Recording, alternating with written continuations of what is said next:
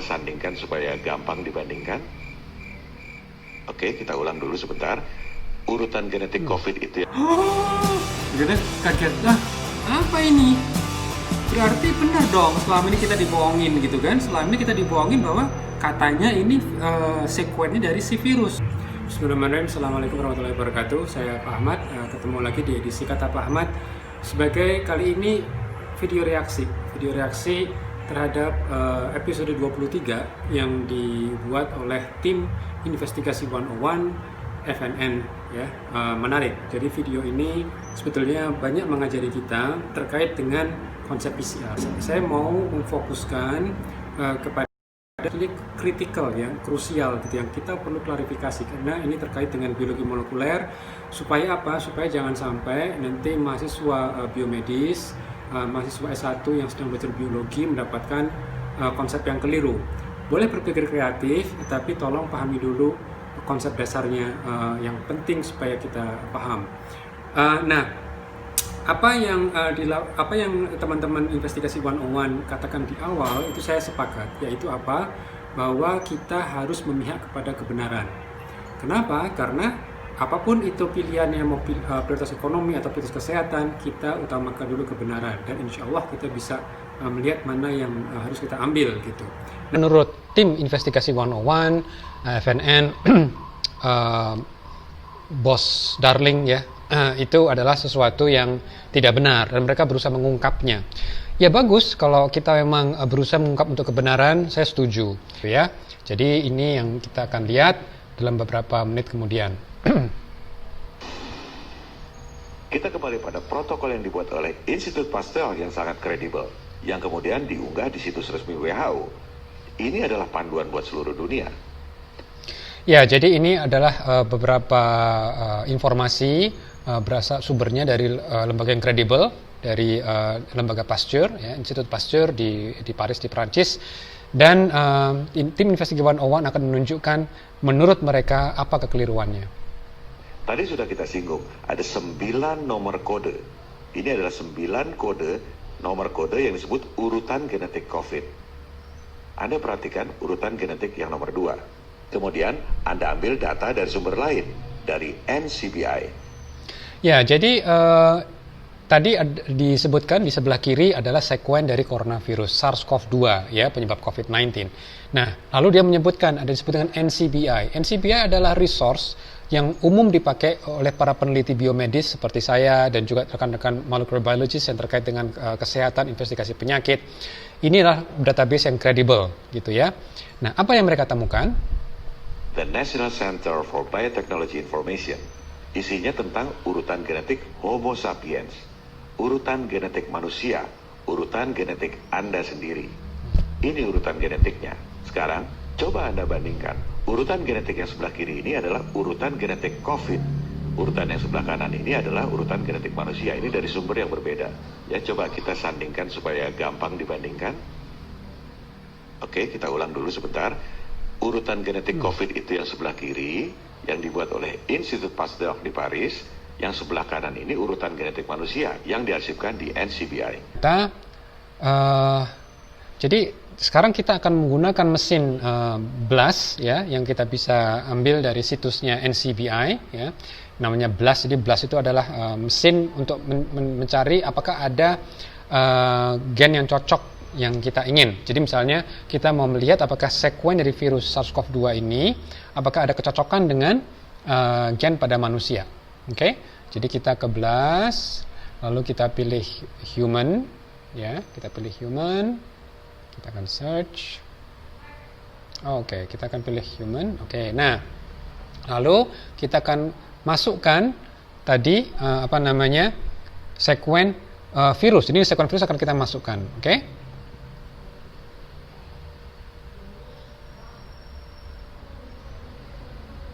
Oke, ini adalah sekuen dari virus.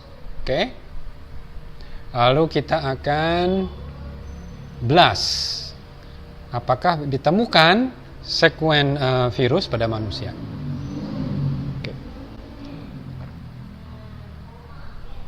Oke, dia sedang menghitung gitu ya. Oke, menghitung.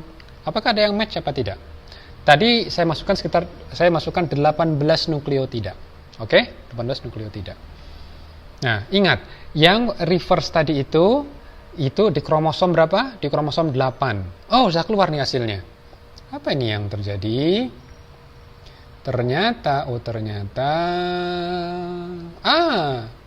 ada sih kromosom 15 tapi 58%. Kita suka yang 100% ya. Dan kita ranking nomor 2. Ini yang match yang lumayan gitu kan. Nah, seperti apa identitasnya? Kita lihat, oh kromosom nomor 1. Bukan nomor 8. Ya. Nah, apa ini maknanya? Memang ada match, tapi lihat matchnya ada berapa. Kita lihat detailnya ya, kita klik di sini. Oke. Yang match cuma ada 15. Padahal tadi berapa? Ada perlu 18 nukleotida. Sedangkan ini yang match cuma ada 15 yang match. Artinya apa? Artinya ini kurang spesifik. Ya, memang ada kesamaan. Tapi oke lah katakan menemukan pada manusia. Kromosomnya berbeda.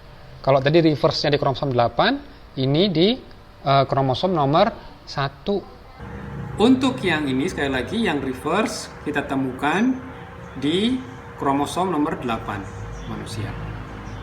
Yang forward di kromosom nomor 1 genomnya manusia. Yang probe ditemukan di kromosom 6. Langsung, kita kaget, apa ini? Berarti benar dong, selama ini kita dibohongin gitu kan? Selama ini kita dibohongin bahwa katanya ini sekuennya dari si virus. Ternyata, kok ternyata ada di manusia juga gitu. Lalu selama ini apa yang dites? Pantesan banyak sekali yang positif. Pantesan angkanya melejit terus, semakin banyak tes, semakin banyak positif. Gini. Jadi, kalau misalnya kita bicara PCR, itu kita memang harus tahu sekuen dari gen yang mau kita cari. Jadi, karena kita bicara SARS-CoV-2, dan Alhamdulillah, sekuen dari SARS-CoV-2 ini bisa diakses di database. Dan kita tahu persis sekuennya, dan kita tahu persis jarak antara sekuen di sebelah sini, dari gen RDRP sampai di sebelah sini. Panjangnya berapa? 102 base pair. 102 base pair, oke? Nah, lalu kita mendesain primer forward di sini dan primer reverse di sini. Oke.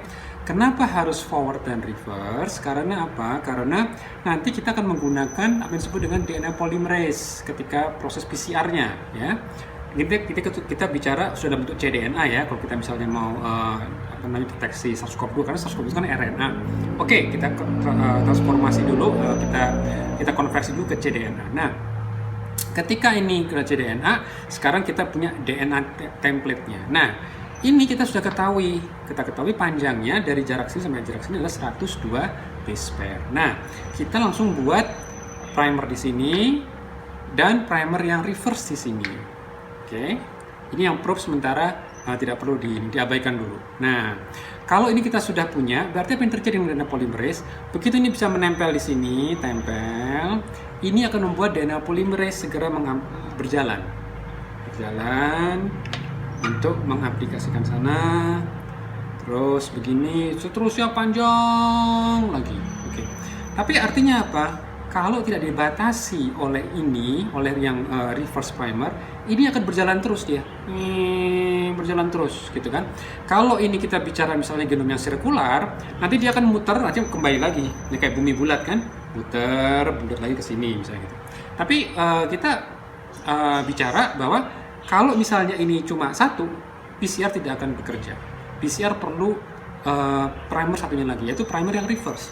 Nah, primer yang reverse itu letaknya di ujung yang kita inginkan. Nah, jadi kalau ini tadi kita bahas yang forward, sekarang kita bahas yang reverse. Nah, yang reverse ini untuk membatasi. Kita ingin mengetahui produk PCR dari sepanjang ini sampai sepanjang ini saja. Karena kita ketahui bahwa sekuennya sangat spesifik, bacaannya sangat spesifik. Sehingga kalau dibatasi seperti ini, apa yang terjadi? Terjadilah apa yang disebut dengan amplifikasi. Ya, jadi amplifikasi. Nah, jadi amplifikasi seperti ini. Oke, terjadi. Nah, karena terjadi amplifikasi seperti ini, maka kita bisa mendeteksi adanya materi genetik dari SARS-CoV-2. Kembali ke yang tadi. Loh, Pak, tadi kan yang ini itu ditemukan juga di kromosom nomor 1. Yang ini di kromosom nomor 8. Yang ini probnya di kromosom nomor 6. Lalu bagaimana? Nah, ini. Kromosom manusia itu patah-patah. Dia tidak sirkular. Patah-patah seperti bumi datar misalnya. Jadi ketika kita lihat kromosom kita itu ada ujung ke ujung. Dia tidak melingkar seperti misalnya bakteri, kromosomnya bakteri itu melingkar dia ke bumi bulat. Oke. Jadi kalau namanya kromosom kita itu kayak misalnya kromosom 1. Kromosom 1 itu panjangnya berapa? Sekitar ratusan juta base pair. Yang kromosom 6 sama ratusan juta. Yang kromosom 8 sama ratusan juta. Kalau primernya ada, katakan ada primer, ada manusia. Katakan untuk argument sake ini ditemukan di manusia. Oke, jadi primer ini akan menempel di kromosom nomor 1. Yang ini akan menempel di kromosom nomor berapa tadi? Nomor 8. Sedangkan yang ini ada di kromosom nomor 6. Sekarang bisa dibayangkan, ini semua akan menempel di kromosom yang jaraknya jauh. Jauh sekali. Dan ini kalau misalnya lurus terus, nggak akan ketemu dengan pasangan yang ini. Yang forward ini tidak akan ketemu dengan yang reverse ini. Tahu masalahnya sekarang? Nah, ini saya mohon rekan-rekan coba kita hargai ilmu. Oke? Boleh berpikir kreatif, boleh berpikir out of the box, tetapi jangan tinggalkan pakem ilmunya terlebih dahulu. Karena apa? Nanti kasihan adik-adik kita yang lagi belajar PCR ketika mendesain primer, itu hasilnya negatif terus. Kenapa? Karena nggak ketemu. Jadi ketika mereka mendesain primer, harusnya mereka harus tahu bahwa sekuen itu dalam satu garis lurus. Sehingga ketika mereka mendesain primer, ini adalah forwardnya, ini adalah reverse-nya, nanti akan terlihat seperti ini, ketemu 102 base pair panjangnya. Makanya kalau kita lihat dari videonya Investigasi 101, mereka menyatakan ada yang benar, tapi not the entire story. Karena dari slide yang sama kita bisa lihat namanya 102 base pair di situ. Itu ada maknanya, itu bukan cuma hiasan. Menunjukkan bahwa dari forward dan reverse itu ada panjang yang sangat spesifik. Sehingga kalau ini terbentuk 102 base pair, berarti kita menemukan materi genetik si virus. Ya, oke. Jadi mudah-mudahan penjelasan ini memudahkan kita. Sekali lagi, kita semua mendukung upaya edukasi masyarakat yang baik dan benar, insya Allah. Ya. Nah, dari situ kita baru bisa berinovasi. Tapi pahami dulu dasarnya. Baik, terima kasih. Mudah-mudahan bisa menjelaskan mungkin kebingungan di bagian masyarakat.